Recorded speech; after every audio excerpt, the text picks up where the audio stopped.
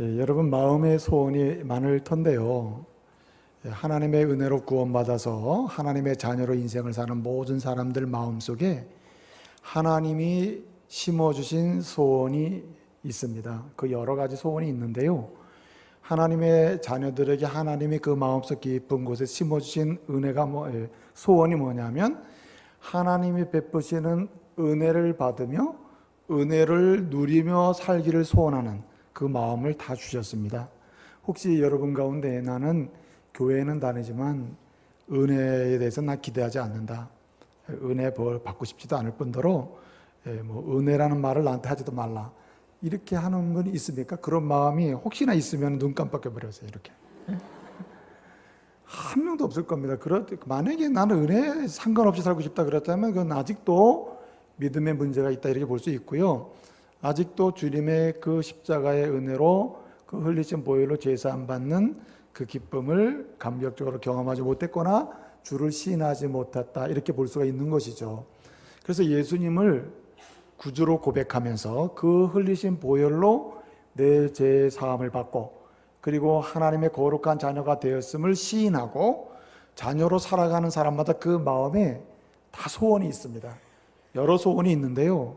가장 중요한 소원이 뭐냐면 한마디로 평생에 주님의 은혜를 받으며 그 은혜를 누리며 사는 것입니다. 그런 소원이 있음을 믿으시길 바랍니다. 그 소원을 하나님이 다 주셨단 말이에요. 그래서 오늘 본문 말씀을 보게 되면은 한나라고 하는 사람이 나오지 않습니까? 한나가 이 마지막 이제 19절에서 18절에서 고백하는 게 뭡니까? 당신의 여종이 당신께 이 여종이 은혜 있기를 원합니다 라고 이렇게 고백하고 있거든요. 은혜 있기를 원한다. 히브리어로는 헨티모차라는 말인데 이 말은 뭐냐면 은혜를 받으며 살기를 원하고 은혜를 받았음을 확신하고 그 은혜로 나는 계속 살기를 원합니다라는 그런 고백인 거거든요.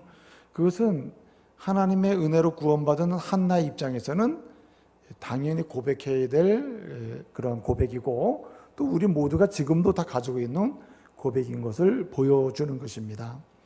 그런데 여러분 보세요. 소원은 있으나 소원을 경험하며 사는 사람과 소원을 소원으로 남겨두며 사는 사람이 있는 것입니다. 여러분 이 시대에도 예수 그리스도의 이름으로 구원받아서 하나님이 그 가슴속 영혼 속 깊이 심어주신 소원, 내 평생에 하나님이 베푸시는 은혜를 받으며 은혜를 누리며 살겠습니다는 이 소원을 우리 모두 가지고 있는데 그 소원대로 소원을 이루면서 소원을 받으며 소원대로 은혜를 받으며 은혜를 누리며 사는 그런 사람이 있고요. 소원은 있으나 소원을 경험하지 못하고 사는 사람이 있다 이 말입니다.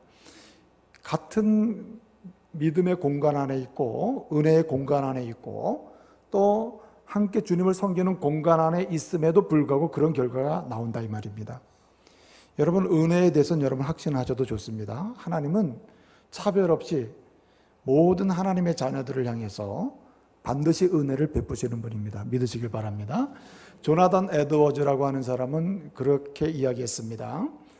마치 해 뜰 무렵부터 해 질 때까지 한 번 시작된 태양빛이 차별 없이 모든 곳곳에 변함없이 중단 없이 태양빛이 계속해서 내려지듯이 하나님의 은혜는 하나님의 자녀를 향하여 영원부터 영원까지 시작부터 영원까지 계속 부어지는 것이 하나님의 은혜다 이렇게 이야기했습니다.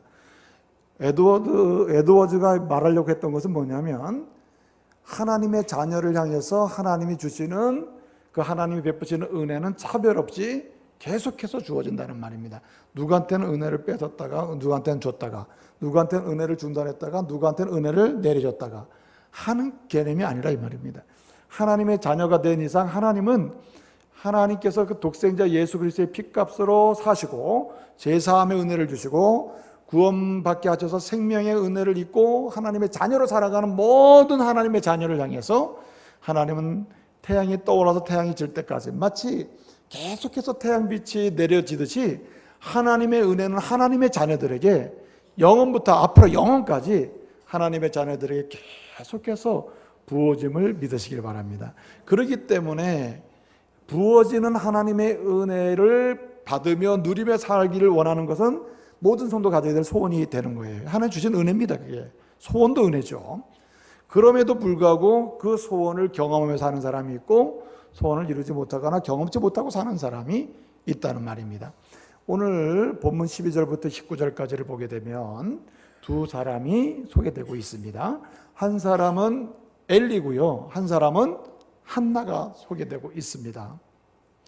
한 사람은 평신도고요, 한 사람은 대제사장입니다. 한 사람은 그냥 평범한 제사장의 아내라고도 말할 수 있는데 이 엘리는 대제사장 그 자체입니다. 그러니까 직분자와 평신도의 비교다 이렇게 볼 수가 있는 것이죠. 여러분이 생각해 볼 때 누가 은혜를 받고 누가 은혜를 누리며 살 것처럼 그렇게 살아야 된다고 또 그런 마음이 이렇게 기대가 됩니까? 엘리와 한나 두 사람을 놓고 보면은 이 사람은 틀림없이 은혜 받으며 살 거야, 은혜를 누리며 살 수밖에 없을 거야. 누구에게 이런 기대가 갑니까? 당연히 대제사장 엘리가 아니겠습니까? 그렇죠? 누가 한나에게, 엘가나의 부인 한나에게 그런 기대를 걸겠습니까? 자녀도 없죠. 또 다른 엘가나의 부인은 이 분인나로부터 끊임없이 이 격분하는 그런 상황이 돼가지고 분노하게 되고 원망이 있고 그리고 절망 속에 살아가는 한나를 향해서 누가 저 사람이 하나님의 은혜를 누리고 하나님의 은혜를 받으며 살 거야 라고 기대를 하겠냔 말이에요. 전혀 기대할 수 없는 사람이 한나이고 그냥 객관적으로 보게 되면 은혜 받고 은혜 누릴 사람은 저 엘리야, 저 사람은 제사장이니까 이런 마음이 쏙 든다 이 말입니다. 그런데 여러분 오늘 본문은 그렇게 기대되고 그렇게 기대되지 않는 한나와 엘리를 비교합니다. 그리고 그 가문을 비교하고 그리고 이제 4장까지 가다 보면 그 자녀를 비교해 줍니다. 결론적인 말씀입니다만은 엘리는 그렇게 기대할 만하고 저 사람은 은혜 받고 은혜 받으며 누리며 살 거야, 그렇게 살 수밖에 없는 사람이야, 참 좋은 직분을 가진 사람이, 이렇게 기대가 됨에도 불구하고 이 사람은 거꾸로 은혜 받지 못하고 은혜 누리지 못하고 평생의 마음의 소원만 가지고 있다가 그렇게 가문도 절망으로 전락하고 개인적 차원에서도 은혜를 전혀 경험하지 은혜를 떠나서 그런 비참한 인생을 살았던 사람이 엘리고 그의 두 아들조차도 2장에 가서 보고 혼니와 비누아스조차도 어떻습니까? 불량자라고 하잖아요. 하나님께 칭찬 듣지 못하는 불량자, 버림받은 사람, 무가치한 사람, 그렇게 인생이 끝난 사람이 그 자녀들입니다. 그런데 여러분 반대로 한나와 그 가문은 어떻습니까? 그 가정은 어떻습니까? 여러분 엘리 제사장과 한나를 비교하는 것도 참 특이하지 않습니까? 남성 대 남성을 비교하면 그 당시의 사회에서는 그럴듯합니다. 그런데 여러분 남성과 여성을 비교하는 경우는 없습니다.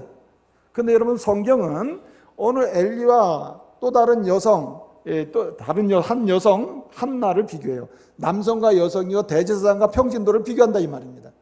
그런데 여러분 한나는 어떻게 됐단 말입니까? 오늘 본문 이후로 끊임없이 이어지는 내용은 뭐냐면 한나는 그의 마음의 소원대로 은혜를 받았으면 은혜를 누리며 그를 통해서 나온 자녀조차도 은혜 받고 은혜를 누리며 그를 통해서 그의 자녀를 통해서 이스라엘의 은혜를 받고 은혜를 누리며 그러한 놀라운 역사를 이루게 되었다는 말입니다. 여러분 기대받을 만한 사람하고 기대받지 못하는 사람이 전혀 정반대의 결과가 오지 않았습니까? 여러분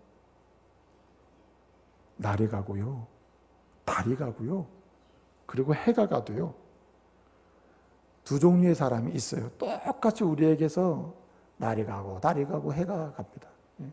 날이 가고 달이 가고 해가 가고. 그런데 이 상황 속에서 두 가지 현상이 나타난다니까요. 어떤 사람은 은혜 받고 은혜를 누리는 삶의 역사로 펼쳐지는 사람이 있고 해가 거듭할수록 어떤 사람은 날이 거듭되고 달이 거듭되고 해가 거듭돼도요 전혀 은혜와 상관없이 은혜 받지 못하고 은혜를 누리지 못하며 사는 사람도 있다 이 말이죠. 여러분 여기에는 직분도 소용이 없습니다. 직분이 결과를 만들어주는 게 아니에요. 만약에 직분으로 기대되는 대로 따지면은 참 나는 복받은 사람이지, 그렇지 않습니까? 목사 거룩한 성직을 직분으로 받아서 주의 일을 섬기고 있으니 그 자체가 만약에 은혜 받고 은혜를 누리며 살 수 있는 거라면 얼마나 좋겠어요.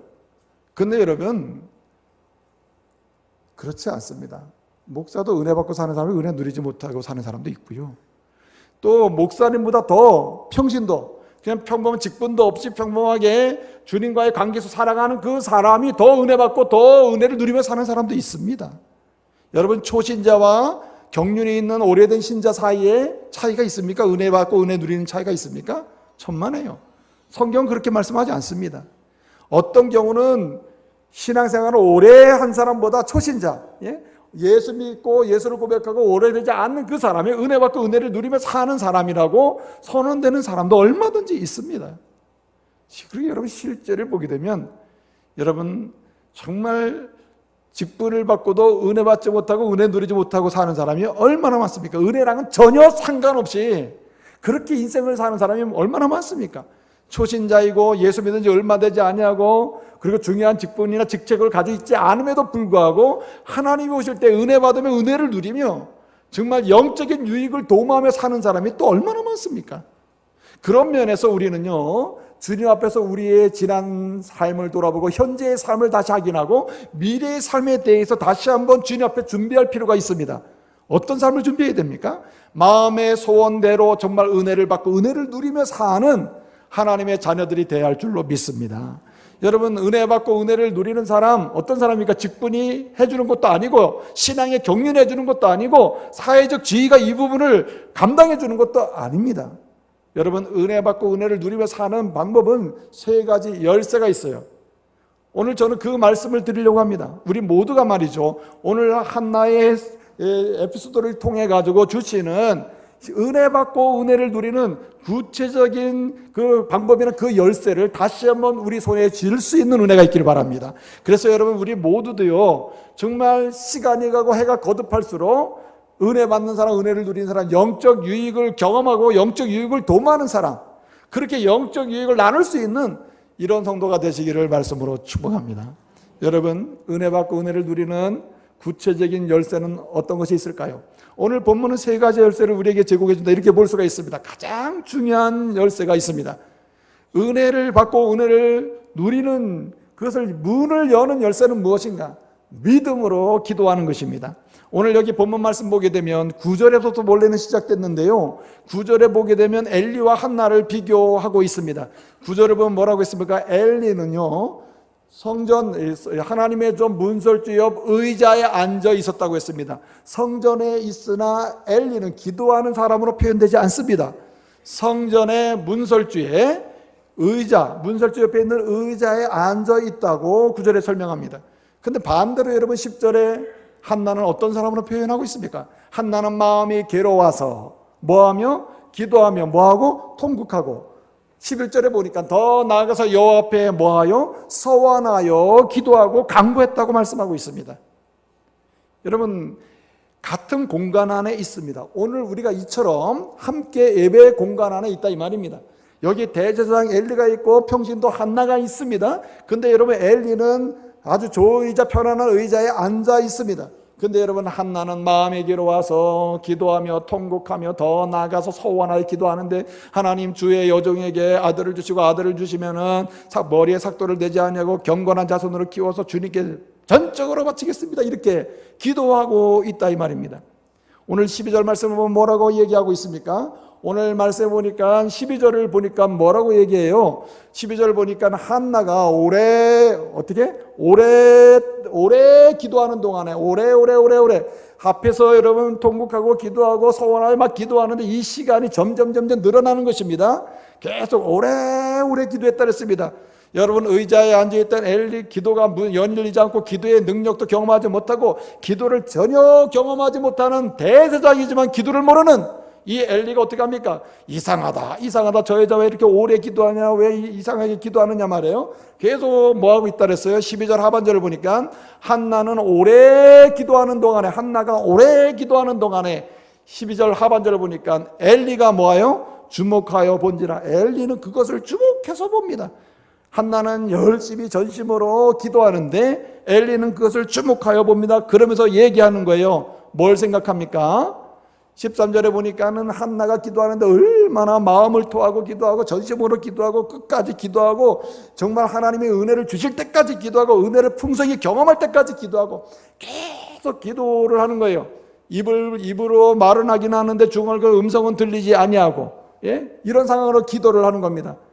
여러분 14절에 보니까 이 모습이 뭐처럼 보인 거예요? 술 취한 것처럼 보였다고 했지 않습니까? 근데 여러분 엘리는 어떻게 합니까? 이렇게 기도하면서 은혜 받고 있는 한나를 보면서 엘리는 뭐라 그래요? 엘리는 저 여자 분명히 뭐 먹었어? 전 분명히 술 먹은 거야. 분명히 술 먹은 거야. 저가 술 취해가지고 저 여자가 더군다나 술 취해서 여기 와서 이러면 안 되지. 그리고 막 속으로 이제 막 끌어기쳐. 사실 사람이 말이죠. 누군가가 말 한마디 하기 전에 얼마나 생각을 많이 합니까? 그렇죠? 제가 분명히 술 먹었을 거야. 저 여자 저거 뭐 누구랑 술 먹은 거야 도대체. 하목제들이 술 먹었다지 저 정도는 아닌데 밖에서 술 먹고 또 와서 또 먹었나 봐. 막 그리고 막 속에서 막 이제 막 온갖 욕설과 비난을 퍼붓을 거란 말이에요. 그리고 안 되겠다. 내가 그래도 대제사장인데 대제사장 앞에서 저러면 안 되지. 내가 술 끊으라고 얘기해야지. 그래가지고 가서 네가 어째요 14절 보니까 네가 어째 이렇게 술 취한 채 여기 있느냐? 뭐하라? 포도주를 끊으라. 이렇게 이야기하지 않습니까? 14절에서. 예? 한 사람은 점점 기도의 깊이와 넓이를 경험하고 은혜 가운데 기도하는 거다 계속 들어가는데 여러분 한 사람은 전혀 기도와 상관없이 상상의 나래를 피우면서 저 여자 술 먹었을 거야. 저 여자 뭐 했을 거야. 상상의 나래를 피우면서 온갖 거꾸로 가는 것입니다. 질문합니다. 누가 은혜 받아요? 누가 은혜 받을까요? 교회 와가지고 우리 목사님 말씀 전하는데 말씀은 안 듣고 오늘 머리를 가르마를 8대2가 아니라 7대3으로 했네. 뭐 이러면서 쳐다보면서 무슨 생각으로 저렇게 했을까. 이러고 있는 사람하고 말씀을 받으면서 저 말씀 내 가슴속 깊이 새겨지게 해주시옵소서. 은혜가 있기로 하는 이런 사람 누가 은혜 받아요? 말하면 잔소리죠. 엘리가 은혜 받겠어요? 아무리 대제사장이 뭐하면 장로님 뭐하고 목사는 뭐합니까? 그런 마음으로 기도의 문이 닫히고 기도하지 아니하고 믿음의 고백으로 하나님만 의지합니다. 하나님밖에 소망이 없습니다. 하나님만이 내 인생의 주인이십니다. 주님이 나의 이렇게 격분케 되는 거 원통함을 푸실 수 있는 분은 주님입니다. 이렇게 기도하는 사람과 자식은 다 물러지고 불량자가 되고 두 아들이 있지만 아들이 타락해가지고 성전 제사장 역할을 제대로 못하는 이런 심각한 상황에 있는 두 아들을 보면서도 심각하지 아니하고 자기 자신의 점점 영적으로 통찰력이 사라지는 것을 알면서도 무능하게 있는 이 사람하고 누가 은혜를 받는 말이에요? 여러분, 믿음으로 간구하는 자가 은혜 받는 것입니다. 할렐루야. 믿음으로 간구하는 사람이 은혜를 받아요.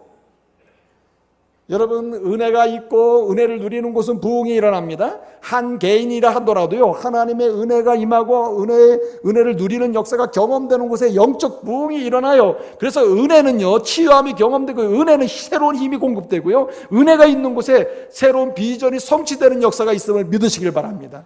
그래서 모든 사람은 하나님 주셨어요. 은혜를 주세요라는 마음의 소원을 주셨는데 이 소원을 경험하는 길은 은혜의 소원을 주신 그분에게 구하는 것입니다. 하나님이 내게 이 소원을 주셨사오니 그 은혜를 내게 주실 분은 주님밖에 없습니다. 오늘 이러한 상황에서도 다시 은혜를 입어서 치유받을 수 있는 길, 고침받을 수 있는 길, 이러한 상황 속에서도 힘없고 연약해서 넘어져 있지만 이 상황에도 내게 힘 주시고 능력 주실 수 있는 유일한 새로운 길, 은혜 주실 수 있는 길은 주님밖에 없습니다. 그러니까 주님께 기도하는 사람이 은혜 받는 것이죠. 여러분, 미국의 한 리서치 기관에서요, 세계적으로 부흥하는 교회를 뽑았습니다. 세계적으로 부흥하는 교회, 한마디로 은혜 받고 은혜를 누리면서 큰 부흥을 경험하는 그 제재 양육이 되는 그런 교회를 뽑았어요. 뽑았는데 세계에서 12교회, 12제자를 뽑듯이 12교회를 뽑아봤어요. 12교회를 뽑았는데 미국 교회가 4개가 당첨됐고 한국 교회가 8개가 당첨됐대요. 이 교회 가운데 우리 원주 중북에 들어가면 얼마나 좋았을까. 그런 날이 오겠죠. 할렐루야.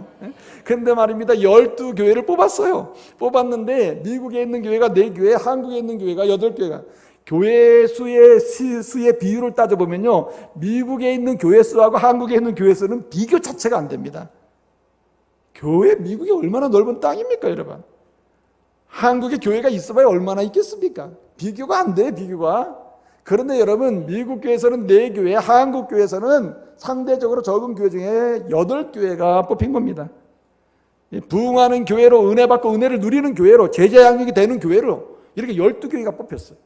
그래서 도대체 이 원인이 어디 있을까? 이렇게 부흥하는 원인, 은혜 받고 은혜를 누리는 원인이 뭘까? 그래서 이 설문조사를 했는데 설문조사 대상 중에 그 교회 성도, 그 교회 목사 이제 쭉 분류를 했어요. 근데 그 목사에게서 설문이 갔는데 설문 중에 하나가 뭐냐면 당신은 담임 목사로서 한마디로 하루에 얼마나 기도하십니까? 라는 질문이 있는 거예요. 근데 미국 교회 목사님 설문에 이제 응답한 그 미국의 교회 목사님들의 평균적인 기도 시간은 얼마냐면은 이제 연구 결과입니다. 평균적인 기도 시간은 얼마나 될 것 같아요? 찍어보세요. 예? 8분이요, 8분. 하루에 8분 기도하는 거예요. 평균 8분입니다. 근데 한국 교회 목사님들은 얼마나 될 것 같아요? 저는요, 다 그거 봅니다. 그래도 한국 교회 목사님들은 1시간, 2시간은 되겠지. 보니까 30분이야, 30분. 그러나 참 감사한 것은 뭐냐면 30분의 8분에 대해서 30분의 차이가 이런 결과를 만들어내는 게 아니냐. 시간의 양의 문제가 아니라 정말 한나처럼 마음을 토하고 시편 60편 8절을 보게 되면 너희 마음을 하나님께 토해서 하나님께 모든 걸 쏟아놓을 때 하나님이 응답하신다고 그랬는데 그 마음의 모든 걸 토하고 목회의 모든 주제를 토해내고 갓 성도들의 영혼을 위해서 토해내고 쏟아놓고 그리고 내 마음의 복잡함과 아픔과 연약함을 치유하시고 세임 주시고 이루어 주실 분은 주님밖에 없습니다. 주님만 의지합니다 하고 그 주님을 향해서 믿음으로 기도할 때 하나님은 거기에 엄청난 은혜의 역사를 허락하실 줄로 믿습니다. 그래서 차이가 나타나는 거예요. 여러분 보세요.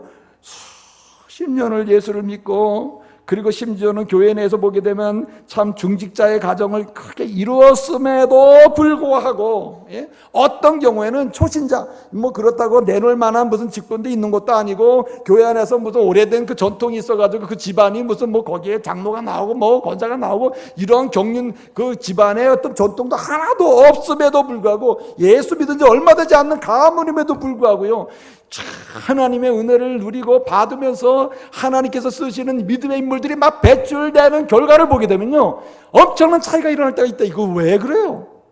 왜 직분자의 가정인데 그렇지 않는 가정하고 이렇게 차이가 나냐 말이에요.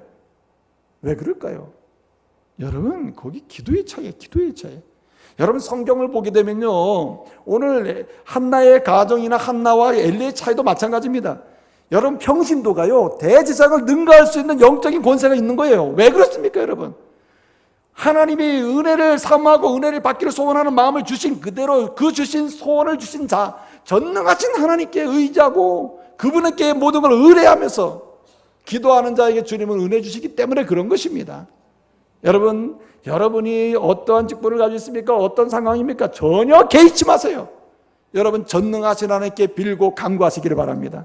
너희가 환난 날에 나에게 구하고 간구할 때에 하나님은 반드시 응답하신다고 하셨습니다. 시편 기자의 간절한 고백이 아닙니까? 그래서 여러분 이 시대는 가정에서든 교회에서든 어떤 사람이 요청되는 거냐면은 그 교회가 은혜 받고 은혜를 누리는 공동체로 또 가정으로 세움을 잇기 위해서요 정말 중요한 게 뭐냐면 기도하는 사람이 요청되는 것입니다. 기도하는 사람이 마음을 토하는 기도, 상한 심령을 주님께 쏟아놓는 기도, 사람을 찾기 전에 하나님께 말씀드리는 기도. 여러분 50대 50으로 해서도 안 돼요. 사람에게 내 가슴 아픈 걸 50 이렇게 말씀드리고 50은 하나님께 쏟아놓고 또는 7대 3, 70은 사람에게 얘기하고 30은 주님께 얘기하고 이래서는 안 된다 이 말입니다. 만약에 한나가 말입니다. 자기 집안에 있던 모든 이야기, 남편과의 관계나 또 다른 여자, 불인 나로부터 격동케 되고 속상한 일을 경험하고 구박을 당하고 같은 한 남자의 아내로서 이렇게 공고한 인생을 사는 것을 다른 동네 사람들에게 막 떠벌리면서 심지어는 대제사장한테 와서 막 얘기하면서 이렇게 했다면은 그게 은혜 받을 길이 없는 거죠. 여러분 한나는 어떻게 합니까? 모든 사람에 대해서 입을 닫습니다. 자기가 말하고 싶은 동네 사람한테도 입을 닫아요. 자신의 고통과 아픔과 그리고 삶의 미래에 대한 기대감조차도 다 어떻게 해요? 나를 아시는 하나님, 나를 감찰하시는 하나님, 내 인생에 참으로 마음의 은혜에 대한 소원을 주신 하나님, 그 소원을 소원하며 소망하며 성취하기를 경험하기를 원하면서 어떻게 합니까? 전능하신 하나님께 다 말씀드리는 거예요. 빠짐없이 말씀을 드립니다. 빠짐없이. 사랑하는 믿음의 가족 여러분, 절대로 사람에게 말하지 마세요. 자기가 상처받은 거, 예? 자기가 공부한 거, 손해본 거, 이거 사람한테 얘기해도 될 것이 아니에요. 거기 치유가 있습니까? 사람한테 이야기만 할수록 치유가 일어나는 게 아니라 고통의 덩어리는 더 커지게 되어 있습니다. 어떻게 해야 합니까? 우리 주님께 말씀을 드려야죠. 우리 주님께. 예? 여러분, 또 한 가지 여기 있습니다. 여러분, 은혜 받고 누리는 두 번째 열쇠는 뭘까요? 오늘 여기 말씀을 보게 되면은 14절에 뭐라고 합니까? 이 13절에서 엘리가 주목하여 보았다 그랬습니다. 저 여자가 왜 저렇게 이상하게 그냥 소리도 안 내고 중얼중얼거리면서. 여러분, 유대인들은요, 이 당시에 유대인들의 원래 습관 중에 하나가 뭐냐, 소리 내서 기도하는 겁니다. 이렇게 묵상 기도를 잘 못해요. 묵상 기도를 일반적으로 하는 기도가 아니었습니다, 그 당시에. 그러니까 이 한나는 다른 사람과는 다르게 이 사람은 와가지고 묵상 기도를 하는 거예요. 중얼거리면서. 예? 13절에 뭐라 그랬습니까? 그는 입을 열어서 기도는 하지만은 어떻게 해요? 음성은 들리지 않는다 그랬어요. 그러니까 중얼중얼 뭐 기도하겠죠. 예?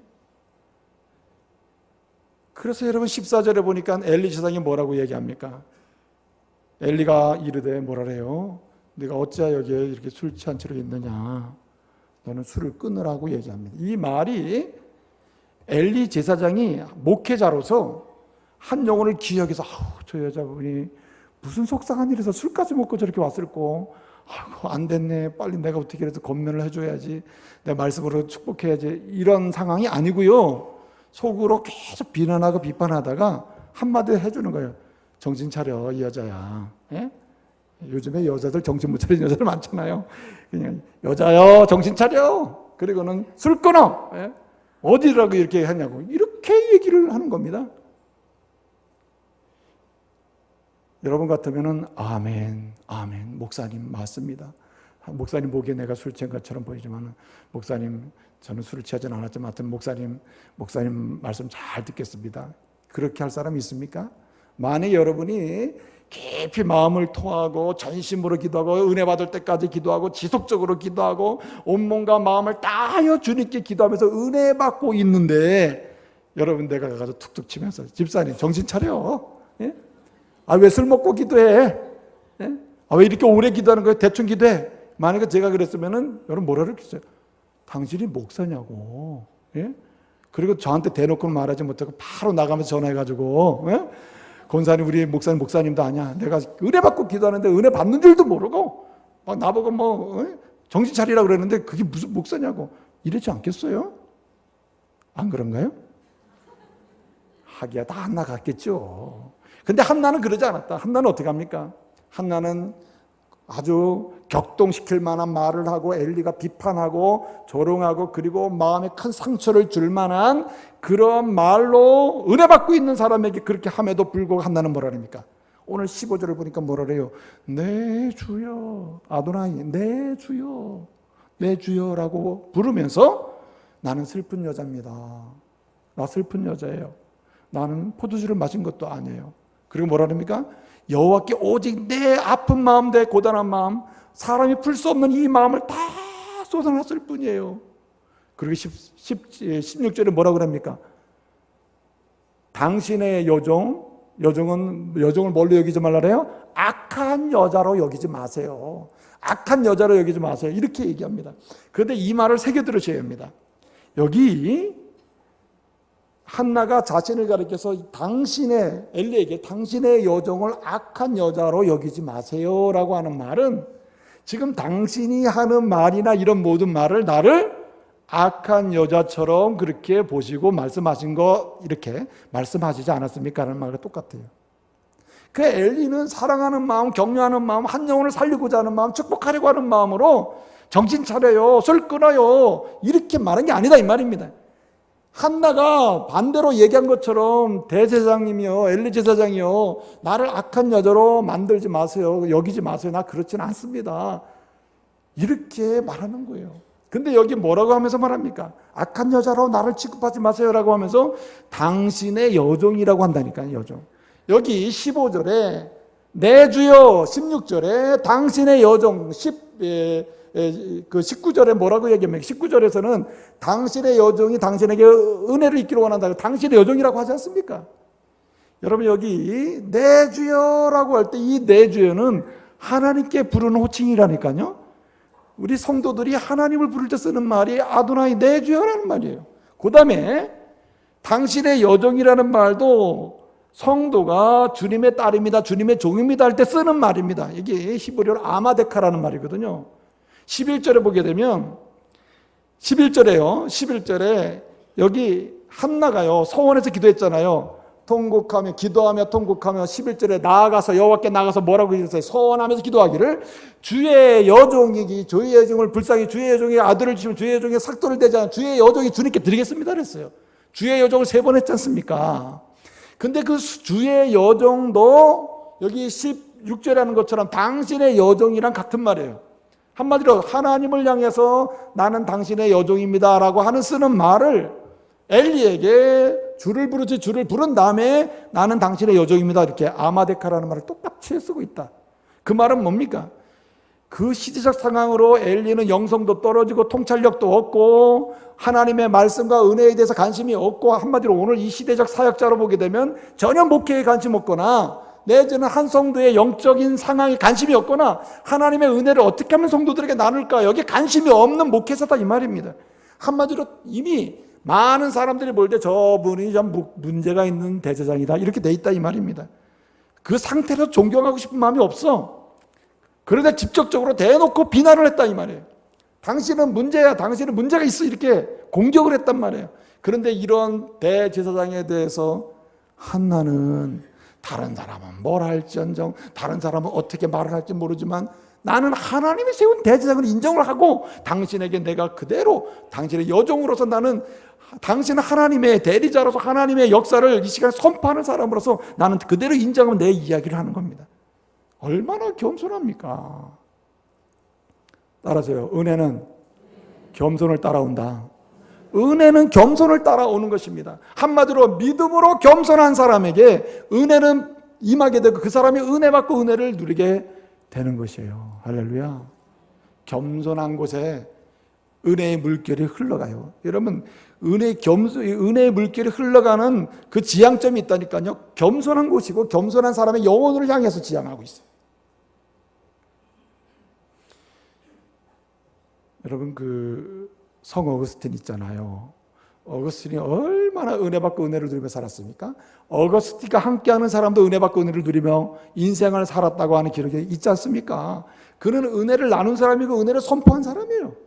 많은 사람이 묻습니다. 어거스틴 선생님, 목사님, 당신은 어떻게 그렇게 은혜를 받고 은혜를 누리며 삽니까? 어떻게 그렇게 은혜 안에 살고 있습니까? 은혜와 은혜를 누리며 살고 있습니까? 도대체 은혜를 누리기 위해서 기독교인이 가져야 될 덕목이 무엇입니까? 이렇게 물었어요. 그랬더니만 이 성 어거스틴이 대답하는 게 뭐냐면 첫째는 겸손입니다. 이렇게 얘기했어요. 겸손함으로 은혜가 임한다. 사람이 묻습니다. 사람들이 또 묻습니다. 두 번째는 그럼 뭡니까? 겸손입니다. 세 번째는 뭡니까? 겸손입니다.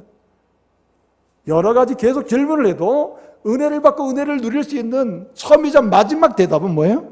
겸손밖에 없다 이 말이에요. 겸손밖에. 여러분 시편 10편 17절을 보게 되면요. 그 시편의 그 10편 17편을 보게 되면은 17절을 보게 되면 누가 마음의 소원을 이룰 수 있는가? 하나님은 겸손한 자의 소원을 뭐 하셔요? 이루어 주신다고 했습니다. 할렐루야. 여러분 하나님은 마음의 소원을 줬어요. 은혜 받기 원하고 은혜를 누리고자 하는 소원을 줬는데 이 소원을 하나님이 이루어 주시는데 누구의 소원을 이루어 주느냐? 겸손한 자의 소원을 이루어 준다니까. 겸손한 자.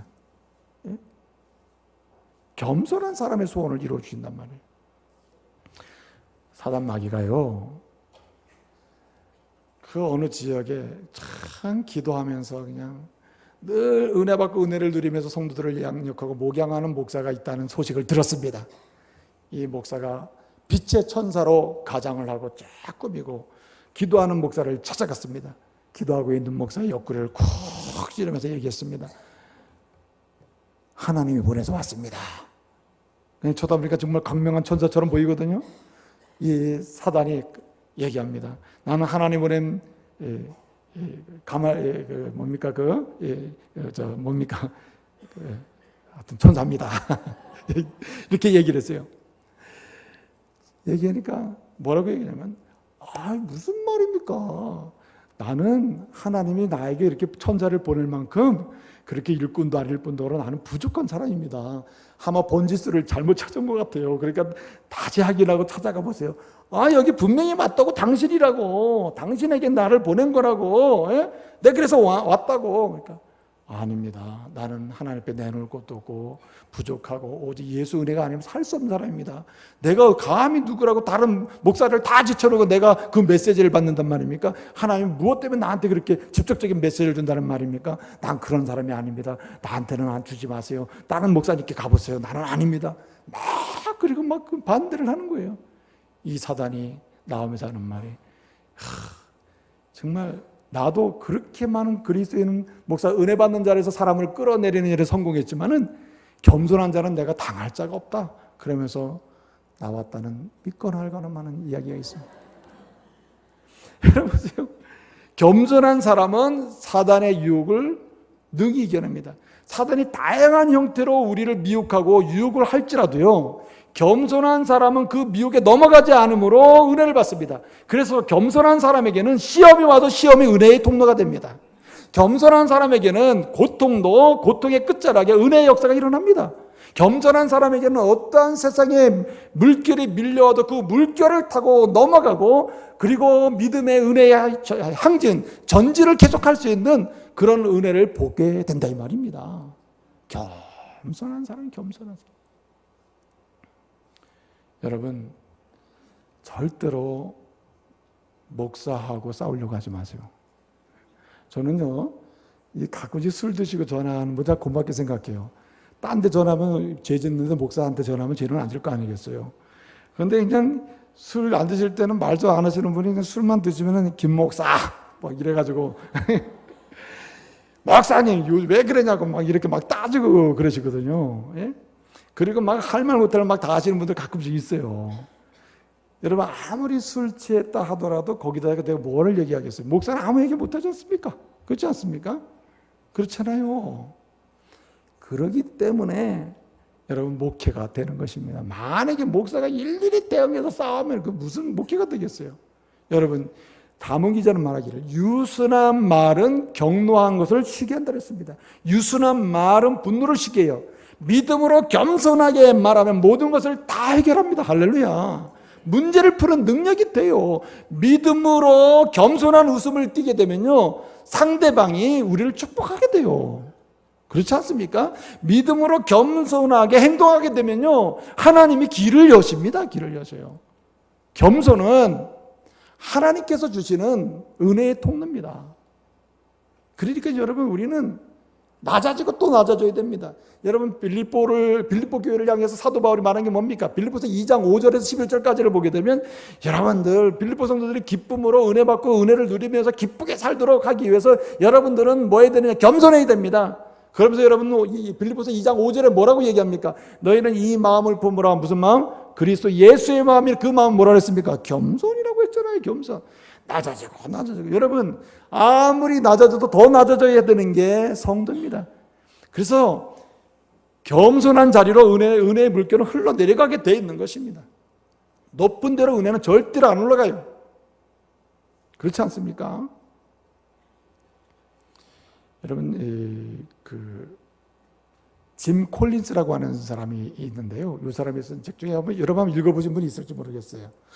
그러니까 Good to Great라는 책이 있습니다. 좋은 것에서 위대한 것까지라는 이런 말인데, 한마디로 이 책의 내용은 뭐냐면, 짐 콜린스가 하는 건 뭐냐면은 이런 겁니다. 좋은 기업에서 위대한 기업으로, 이런 책이에요. 그래서 이 포춘지, 미국의 경제 잡지 중에 이제 포춘지라는 잡지가 있거든요. 거기에 소개된 수많은 기업들 중에서 11개의 기업을 뽑아가지고, 이 기업들은 왜 그렇게 시대가 바뀌어도 계속 잘 되나? 왜 이렇게 잘 나가나? 그 이유를 뽑았습니다. 쭉 뽑아봤어요. 11기업을 조사를 한 거예요. 짐 콜린스라는 사람이. 거기 자기 연구팀과 함께 연구를 했는데, 두 가지 이유가 있더래요. 두 가지 이유. 단순히 좋은 기업을 넘어서 위대한 기업으로 계속 전환돼 가는 이유, 좋은 기업에서 그 수준에 머물지 않고 위대한 기업으로 전환되는 이유를 딱 보니까, 조사를 해보니까 두 가지 이유인데, 첫째는 경영자, CEO, 경영자의 개인적 차원의 겸손, 경영자의 인격이나 품성이 겸손함으로 그 기업이 전환되더라. 좋은 기업까지 되고 좋은 기업을 넘어서 위대한 기업으로 나가게 되더라는 거예요. 두 번째는 전문적인 의지라 그랬어요. 전문적인 지식적 의지. 전문적으로 기업에 대해서 어떻게 경영할 것인지 전문적인 지식을 가지고 의지를 가지고 하는 겁니다. 전문적인 지식에 의한 의지라. 근데 하여튼 첫 번째가 뭐냐면 개인적 차원의 겸손이라요. 여러분, 겸손이 기업 운영과 무슨 상관이 있을 것 같아요? 그런데 저는 그렇게 봐요. 물론 짐 콜린스가 자신의 연구팀과 연구를 해가지고 세계적인 11기업이 이렇게 시대가 바뀌어도 계속 잘 나가는 이유가 첫째 개인적 차원의 겸손이라 했는데, 그들은 겸손을 그냥 받겠죠. 저는 그렇게 봅니다. 왜 11기업이 잘 될까? 하나님이 일반 은총 차원에서요, 겸손한 곳에 겸손한 인격으로 뭘 보내요? 복을 보내시기 때문에 그래요. 은혜를 보내시니까. 여러분, 그건 일반적 차원의 은총이기도 해요. 믿지 않는 사람이라도 지극히 겸손한 차원으로 끊임없이 자신이 하나님 앞에 서거나 개인적 차원의 삶을 영위하면 하나님은 기본적으로 일반적 차원에서 은혜도 주시는 거예요. 그러므로 여러분, 은혜 받기를 원하십니까? 은혜 누리기를 원하십니까?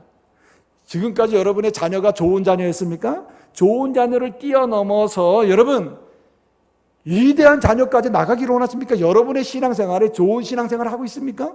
이제 정말 쓰임받고 하나님께 정말 귀하게 여김받는 그런 위대한 믿음의 성도까지 나가고 싶습니까? 그러면요, 겸손하시길 바랍니다. 주님이 이 땅에 성육신 하시고 또 십자가에 죽으시고 무덤의 장사지란마 되기까지 낮아지신 것처럼 예수의 마음으로 겸손하시길 바랍니다. 그곳에 여러분 은혜가 임하고 은혜를 누리는 신령한 역사가 있게 될 줄로 믿습니다. 한 가지 더 말씀드리고 싶은 게 있습니다. 그것이 뭡니까? 오늘 본문을 보게 되니까 이렇게 말씀하고 있습니다. 오늘 엘리가 말이에요, 얼마나 황당했겠어요. 자기는 술 취한 줄 알고 술 끊으라까지 얘기했는데, 아닙니다, 저는 슬픈 여자입니다, 저는요 악한 여자는 아닙니다 라고 얘기하잖아요. 그러면서 사실은 제 원통과 경노함이 있어서 이것을 주님께 다 쏟아놨을 뿐입니다. 저는요 주님밖에 의지할 분이 없습니다. 이렇게 얘기할 때 얼마나 부끄러움을 느꼈을까, 엘리가. 그죠? 자신의 영적인 침체, 그리고 영적인 통찰력의 부재, 그리고 영적인 무능, 신앙의 정말 심각한 위기, 이런 걸 봤을 거예요. 근데 여러분, 대제사장으로서 한마디 좋은 말 하죠. 뭘 얘기합니까? 하나님의 은혜를 사모하고 은혜를 누리기를 원하는 모든 사람들에게 결과적으로, 과정적으로 결국 주시는 게 뭡니까? 평안입니까? 평안. 예? 오늘 여기 뭐라 그래요? 17절에서 한나에게 뭐라고 합니까? 평안이 가라. 얘기. 평안이 가라. 근데 여러분 19절에 뭐라고 합니까? 19절에 보니까 이 한나가 어떻게 해요? 한나가 평안히 가라는 이 말에 대해서 한나가 주의 여종, 당신의 여종, 그를 존중하면서 당신의 말, 당신의 여종이 그대로 은혜를 잊기를 원합니다 라고 이야기하면서 어떻게 했어요? 가서 먹고 했습니다. 가서 먹었다고 했어요. 여기 가라 했고 이 여자는 갔습니다. 여기 가라는 말은 레티라는 말인데, 여기 뭐라고 했냐면요, 엘리는 레티 샬롬, 평안한 가운데 평안을 가지고 평안 속에서 평안과 함께 가라, 평안은 너의 소유다, 이런 뜻이거든요. 그랬더니 이 여자는 그것이 손에 잡히지 않고 느껴지지 않았을 수 있어요. 그러나 그것을 모든 것이 자기 것으로 된 것으로 확신하고 그대로 어떻게 해요? 갔다는 말입니다. 여기 가서 했어요. 가서 그대로 갔다는 말입니다. 레티 가라고 하니까 이 여자는 그대로 모든 것을 받은 줄 믿고 그대로 갔다는 말입니다. 한마디로 순종했다는 말입니다. 여러분, 누가 은혜 있습니까? 누가 은혜를 누립니까? 믿음으로 순종하는 사람이에요. 믿음으로 하나님이 내게 주시는 여러 교훈과 그리고 책망과 그리고 말씀에 대해서, 그리고 여러 유형으로 주시는 하나님의 교훈에 대해서 순종하는 사람이 은혜를 받습니다. 은혜를 누린다 이 말이죠. 더군다나 엘리가 그렇게 말할 때 기도도 못하는 사람이, 은혜 받고 기도하는 줄도 분별을 못하는 사람이 무슨 평안히 가라고 그러냐고, 이렇게 얘기하면 끝나는 것 아닙니까? 근데 어떻게 합니까? 주의 여종이 은혜 있기를 원합니다 하고 그대로 받아들이고 그대로 가는 것입니다. 오늘 본문 19절에는요 나와 있지는 않는데요, 원문에 보게 되면 이런 말이 있습니다. 이샤 데라크라는 말이 있는데 생략이 됐어요. 한글 성경에 번역이 생략됐는데 뭐냐면은 가서 먹었다는데 어디로 갔냐면 그의 길로 가서, 그녀의 길로 가서, 그녀가 가야 될 그 길로 가서 먹었다는 말씀이 나오는 것입니다. 여러분, 먹는다는 말은요 성경에서 정말 이 먹는다는 말은 가장 중요하게 뭘 쓰이냐면 잔치로 표현하는 말입니다. 먹는다는 말은 잔치로 쓰여요. 여러분, 잔치가 벌어져도 속이 타고 근심이 있고 문제가 있는 사람은 먹지를 못하지 않습니까? 잔치상이 벌어져도 먹지 못하는 건 잔치가 아니지 않습니까? 세상에서 온갖 잔치가 벌어져도 먹을 수 없는 잔치면 내 잔치가 아니죠. 그렇죠? 그런데 여러분, 세상 사람들이 어떠든 간에 여기 잔치가 벌어지고 내가 마음껏 먹고 즐기면서 함께 기뻐할 수 있다면 그건 내 잔치죠. 은혜 받으면 내 잔치가 되는 것입니다. 내가 먹지 못하고 내가 누리지 못하고 내 잔치가 아니죠. 은혜 받지 못하면 그렇게 되는 겁니다. 아무리 여기 하나님의 은혜가 있고 잔치가 벌어져도 내 잔치가 아니면 그건 불행한 것이죠. 그런데 여러분, 내 잔치가 누구에게 주어집니까? 내 잔치가 아니었던 것이 내가 먹고 마실 수 있는 잔치가 누구에게 됩니까? 이런 순종하는 사람에게 그의 잔치가 되는 역사가 있다 이 말입니다. 그래서 여러분, 오늘 1장 다 같이 한번 읽어봅시다. 1장 7절 한번 다 같이 읽어보세요. 1장 7절 다 같이 읽습니다. 시작.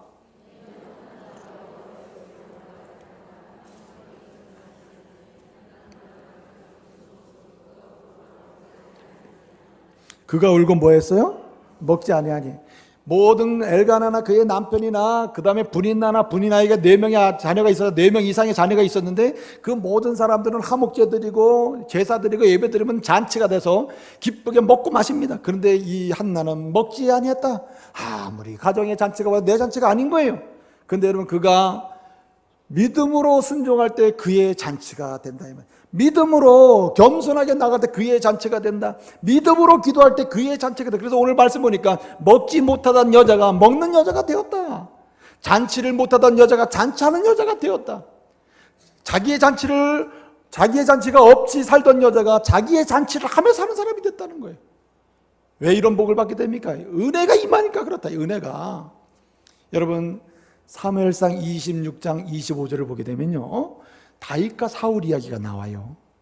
여러분, 그 이야기가 뭐냐면은 십광야라는 곳에서 사울이 이제 다윗을 잡으려고 진을 치고 있거든요. 근데 사울이 그 진을 치고 거기에 있다가 잠들었습니다. 그 잠든 사이에 다윗이 거길 가요. 가가지고 그의 창과 물병을 가져와요. 죽이지 않고. 그리고 여기 당신의 물병과 창이 있습니다. 왜 나를 죽이려고 합니까? 그러니까 사울이 눈 떠서 보니까 자기 거거든요. 아이고야, 내가 잘못했다. 네가 저 하나님의 은혜를 입어야 된다. 이렇게 서로 얘기를 하고 헤어지게 되는데, 그 헤어지게 될 때가 사무엘상 26장 25절 말씀에 뭐라 그럽니까? 다윗은 자기의 길로 가고 사울은 자기의 길로 갔다 그랬어요. 각각 자기의 길로 갔다 그랬어요. 그 길이 오늘 본문에 나오는데요, 번역은 안 됐습니다만은 한나가 자기의 길로 갔다. 데레크, 그 자기의 길로 갔다. 사람은 길이 있어요. 길이 있는데 은혜 받으면 은혜 받는 길로 가고 은혜 받으면 새 길로 가요. 똑같이 걷던 길도요, 은혜 받고 나면은 그게 꽃 뿌려놓은 길이 된단 말이에요. 은혜 받지 못하면 돌뿌리에 채이는 길이 은혜 받고 나면은 그 길이 비단길 깔아놓은 길처럼 느껴진다니까요.